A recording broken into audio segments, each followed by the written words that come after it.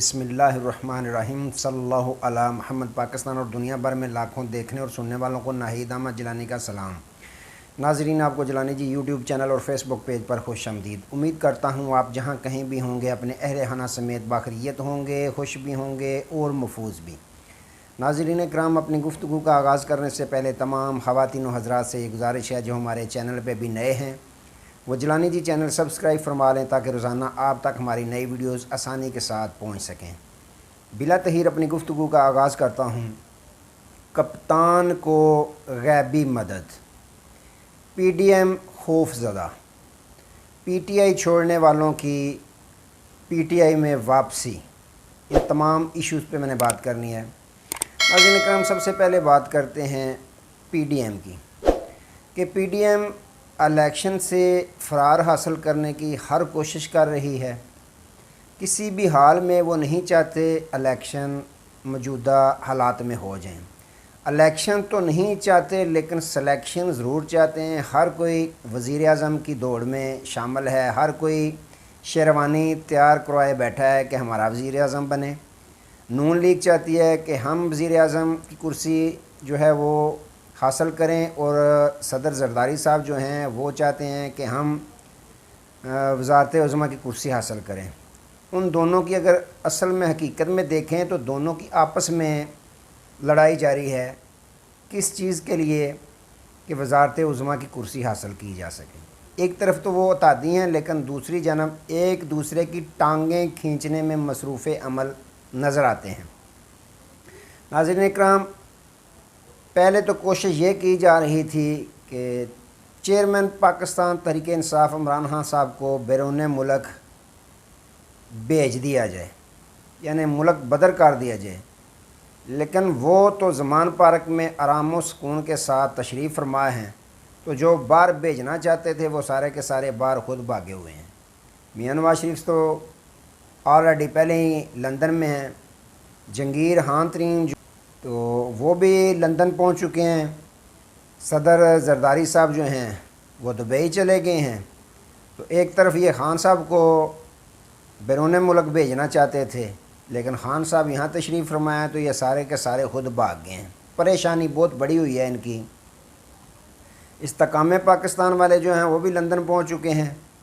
اور جو پرانے پاکستان والے ہیں زرداری صاحب وہ دبئی پہنچ چکے ہیں۔ تو اب لندن پلان اللہ خیر کرے، اب پتہ نہیں کون سا پلان انہوں نے بنانا ہے لندن میں بیٹھ کے۔ پہلے بھی جو چودھری سرور صاحب ہیں انہوں نے گزشتہ دنوں ایک بیان دیا کہ یہ جو استحکام پاکستان ہے، نئی جو پارٹی اتنی جلدی تیار ہوئی ہے، اتنی جلدی تو ناظرین کرام بیوٹیشن جو ہے وہ دلہن بھی تیار نہیں کرتی جتنی جلدی یہ پارٹی تیار ہو گئی ہے۔ تو چودھری سرور صاحب نے کہا کہ یہ لندن پلان کا حصہ ہے، یہ لندن کی اجازت سے ہے جو بنائی گئی ہے یہ پارٹی، تو یہ ایک ہی ہیں۔ تو یہ تو کہنا آپ کا بنتا نہیں ہے چودھری سرور صاحب، اگر آپ یہ کہہ رہے ہیں تو آپ کی حکومت کے ساتھ آپ کی پارٹی جو ہے وہ اتحادی ہے، یا تو چھوڑیں نا، پھر حکومت کا ساتھ چھوڑیں کہ یہ لندن پلان کا حصہ ہے، تو پھر آپ کس لیے اتحادی بنے ہوئے ہیں، چھوڑ دیں۔ تو ناظرین کرام، ایک طرف تو یہ صورتحال چل رہی ہے کہ سارے بھاگے ہوئے ہیں باہر، دبئی زرداری صاحب ہیں، لندن جہانگیر خان ترین صاحب ہیں، اور اندر کی خبر رکھنے والے یہ خبر دیتے ہیں کہ خان جہانگیر جو ہیں ترین یہ ملاقات کریں گے نون لیگ کے جو صدر ہیں میاں محمد نواز شریف صاحب، ان کے ساتھ باقاعدہ یہ ملاقات کریں گے۔ تو یہی وجہ ہے ناظرین اکرام جو ان کی پارٹی کے ساتھ اگر شمولیت تو خیر اختیار نہیں کی، نہ ہی تو فواد چودھری صاحب نے اعلان کیا ہے کہ میں شمولیت اختیار کر رہا ہوں، نہ ہی کیانی صاحب نے اعلان کیا ہے، زیدی صاحب نے، علی زیدی صاحب نے تو کیا باقاعدہ، انہوں نے تقریر کی تھی۔ تو عمران اسماعیل صاحب نے بھی ابھی اعلان نہیں کیا کہ ہم شمولیت اختیار کر رہے ہیں۔ مجبوریاں بھی ہوتی ہیں، ہو سکتا ہے کھانا کھانے کے لیے وہ تشریف لے گئے ہوں، لیکن ابھی تک انہوں نے اعلان نہیں کیا۔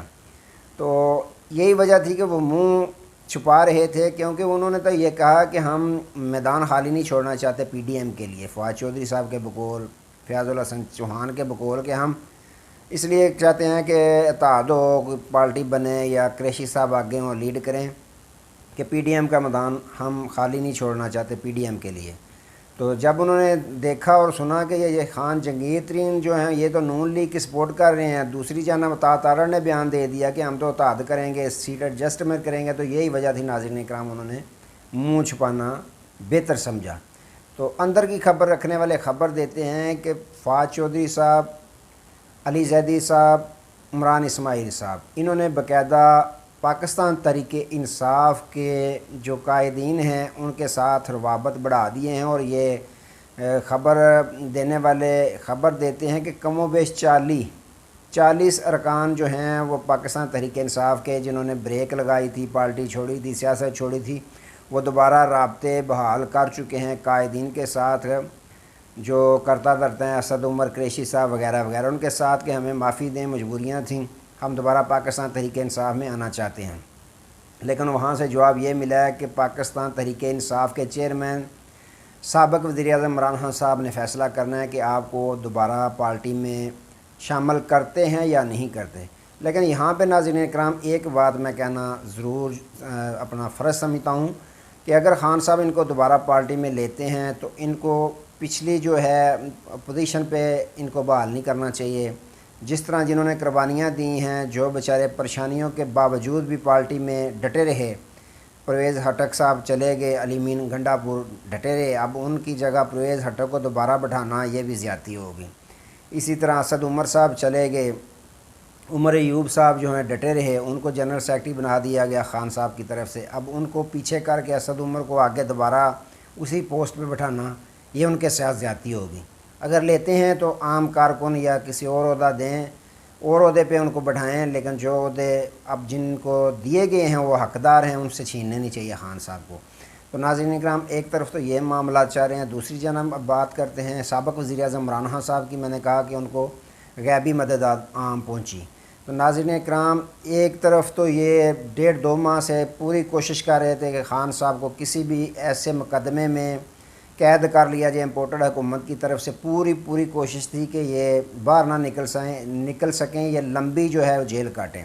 تو یہی وجہ ہے کہ ایک دن وکیل صاحب جو ہیں عبدالرزاق صاحب بلوچستان کے، وہ قتل ہوئے، دوسرے دن ہی پریس کانفرنس ہو گئی کہ یہ تو خان صاحب نے کروایا ہے، تو خان صاحب کے باقاعدہ FIR بھی کٹوا دی گئی۔ تو ناظرین اکرام ایک منصوبہ تو انسان بناتا ہے، دوسرا منصوبہ اللہ کی ذات بناتی ہے، تو جو اللہ کی ذات بناتی ہے وہی بہتر ہوتا ہے۔ تو ناظرین اکرام اللہ کی مدد آپ پہنچی خان صاحب کو کہ رات کے